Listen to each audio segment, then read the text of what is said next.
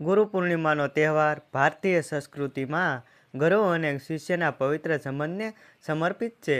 આ દિવસ સાથે જોડાયેલી મહર્ષિ વેદવ્યાસ અને શિષ્ય આરુણિની કથા ખૂબ જ જાણીતી છે. ગુરુ પૂર્ણિમાનો મુખ્ય આધાર મહર્ષિ વેદવ્યાસજી ગુરુ પૂર્ણિમાને વ્યાસ પૂર્ણિમા તરીકે પણ ઓળખવામાં આવે છે. સનાતન ધર્મમાં મહર્ષિ વેદવ્યાસને પ્રથમ ગુરુ એટલે કે આદિગુરુ માનવામાં આવે છે. તેમણે 4 વેદો ઋગ્વેદ, અજુર્વેદ, સામવેદ અને અથર્વવેદનું વિભાજન કરીને માનવજાત માટે તેમણે સરળ બનાવ્યા. તેમણે 18 પુરાણો અને મહાભારત જેવા મહાન ગ્રંથની રચના કરી. અષાઢ મહિનાની પૂનમના દિવસે મહર્ષિ વેદવ્યાસનો જન્મ થયો હતો. તેથી આ દિવસને તેમની યાદમાં ગુરુ પૂર્ણિમા તરીકે ઉજવવામાં આવે છે. ગુરુ ભક્તિની અમર વાર્તા. શિષ્ય આરુણિ. ગુરુ પ્રત્યેની સમર્પણ ભાવના અને શ્રદ્ધા દર્શાવતી આરુણિની વાર્તા ગુરુ પૂર્ણિમાના દિવસે ખાસ સાંભળવામાં આવે છે. આશ્રમનું જીવન અને ગુરુની આજ્ઞા. પ્રાચીન કાળમાં મહર્ષિ ધૌમ્યનો એક આશ્રમ હતો. તેમના આશ્રમમાં ઘણા શિષ્યો અભ્યાસ કરતા હતા. તેમાં આરુણિ નામનો એક નાના બાળ શિષ્ય પણ હતો. એકવાર ચોમાસાની ઋતુમાં મુશળધાર વરસાદ પડી રહ્યો હતો. ગુરુજીએ જોયું કે આશ્રમના ખેતરમાં પાક ધોવાઈ જાય તેમ છે. તેમણે આરુણિને બોલાવીને કહ્યું, બેટા આરુણિ, ખેતરમાં બધા પાળા તૂટી ગયા છે અને પાણી અંદર ઘૂસી રહ્યું છે. તું જઈને તે બાંધી આવ, તેથી પાણી રોકાઈ જાય. આરુણિ ગુરુજીની આજ્ઞા માથા પર ચડાવીને તરત જ ખેતર પહોંચી ગયો.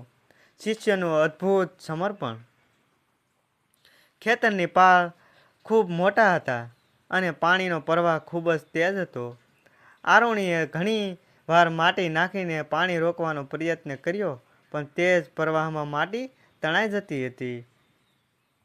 જ્યારે કોઈ ઉપાય ન સૂઝ્યો ત્યારે આરુણિએ વિચાર્યું, ગુરુજીની આજ્ઞાનું પાલન ન થાય તો મારી ભક્તિ અધૂરી ગણાય છે.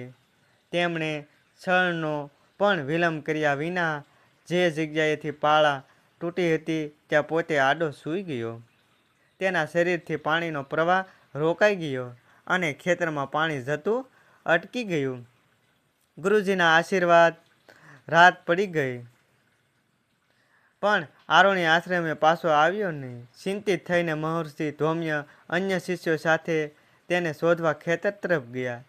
તેમણે આરુણિને સાથ પાડ્યો. બેટા આરુણિ, ક્યાં છે? દૂરથી ઠંડીમાં ધ્રુજતા આરુણિનો અવાજ આવ્યો. ગુરુજી, હું પાણી રોકવા માટે તૂટેલી પાળ પર છૂટો છું. ગુરુજી આરુણિની આવી નિષ્ઠા અને ગુરુ ભક્તિ જોઈને ગદગદ થઈ ગયા. તેમણે તરત જ તેને ઊભો કર્યો, છાતીએ લગાડ્યો અને આશીર્વાદ આપ્યા. બેટા, તારી આ ભક્તિ અમર રહેશે. તને વિના પ્રયાસે સઘળું જ્ઞાન પ્રાપ્ત થશે અને દુનિયા તને ઉદાલક આરુણિ તરીકે સદા યાદ રાખશે. ગુરુ પૂર્ણિમાનો સંદેશ. આ વાર્તા આપણને શીખવે છે કે ગુરુ માત્ર વિદ્યા આપનાર વ્યક્તિ નથી, પણ શિષ્યના જીવનને સાચો માર્ગ દર્શાવનાર માર્ગદર્શક છે. શિષ્યની સચ્ચાઈ, શ્રદ્ધા અને અહંકાર વગરનું સમર્પણ જ તેને જીવનમાં સફળ બનાવે છે. ગુરુ ગોવિંદ દોનો ખડે કાકે લાગુ પાય, બલિહારી મારા ગુરુ દેવકી ગોવિંદ દિયો દિખાય.